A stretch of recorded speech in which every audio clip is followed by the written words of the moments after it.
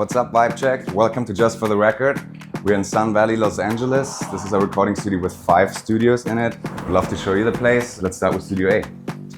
You need to be free. So this is Studio A. This is one of our big control rooms and live rooms. You can use it as both. The idea behind this room was to just have an environment where people in the back are close to the people in the front. Some notable artists that we had in this room were Khalid, Anderson .Paak, Jacob Collier was here. Quincy Jones and Herbie Hancock graced this couch with their presence in the same day, which was crazy. We wanted to feel cozy, like a living room, but sound like an amazing studio. So we got really lucky to be working with Jochen Veit from JV Acoustics in Germany. Basically designed the acoustics around the MB3 XBDs, which are the PMC speakers that we have in here.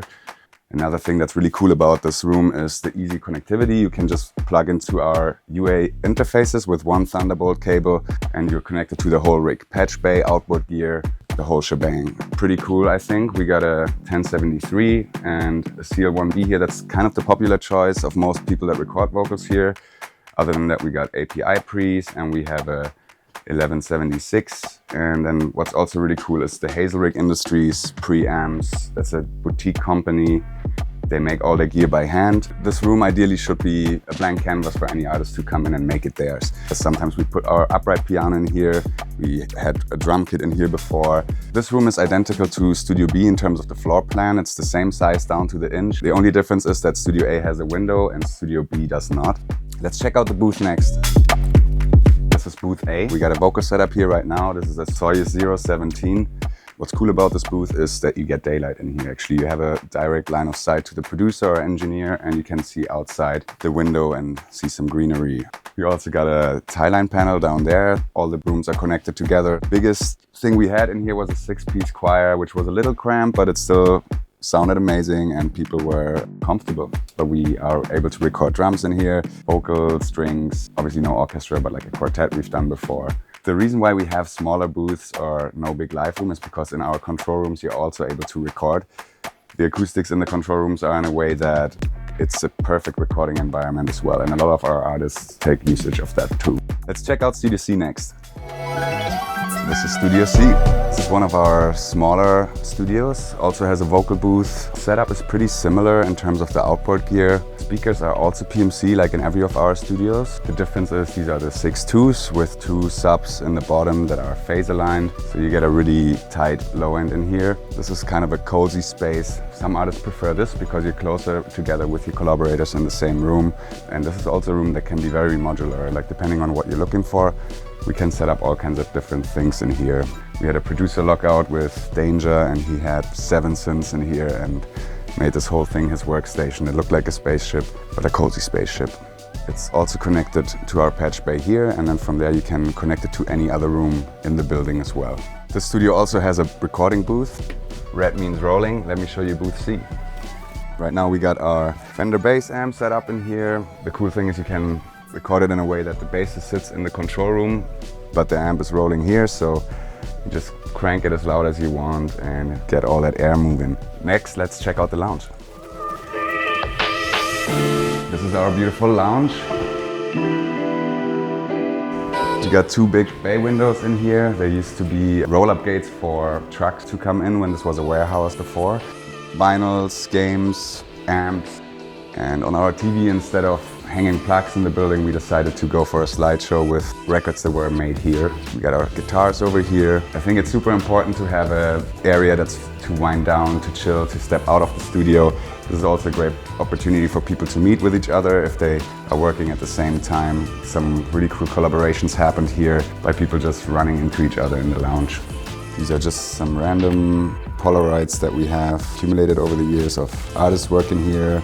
Over here we got our little kitchen. This is the most important piece of equipment we have in this building. This is our coffee machine. The coffee use here is crazy. People really enjoy hanging out in this lounge. Some people write lyrics here or just eat their lunch or just hang out.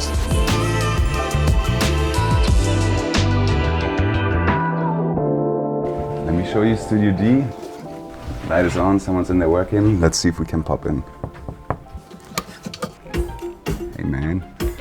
Is it okay if we come in for a sec? Awesome. This is Studio D for Daniel. This is Daniel. What are you working on? Just a little drum mix. Got some crazy reverb going crazy. Wild, okay. Come on in. This is our vibe out room. It's dark and moody. I chose to make this room all black because it's cool to have a room where you can just disappear and it's just the music. There's no visual distractions. Also the drum kit goes with that. It's an all black VW kit that a friend of mine put together, David Phelps. Shout out David. I just really like this room for like a moody session. We also got our acoustic guitar over here, which is also black. It's actually beautiful. Martin. This isn't wood but acrylic. It sounds really awesome. And as you can see, Daniel is wearing black too. Blends into the interior. You don't want people to see you cooking up the super sauce. Man, you should do the f***ing tour, dude. Yeah, sorry, where were we at? Thanks for letting us interrupt your session. Of course, anytime. See you later. Lastly, let's check out our Dolby Atmos room. Certified and tuned by Dolby. We're lucky to have a partnership with them. This is Studio E, and this is Matt. He's our head of audio and our Atmos wizard. This is a 9.1.4 setup that we have. That means we have 1, 2, 3, 4, 5, 6, 7, 8, 9 speakers around us and 4 in the ceiling. And we have 1 subwoofer made up out of 4 subwoofers. I would say this is the room with the heftiest credit list in this building. Matt, maybe you want to tell a couple.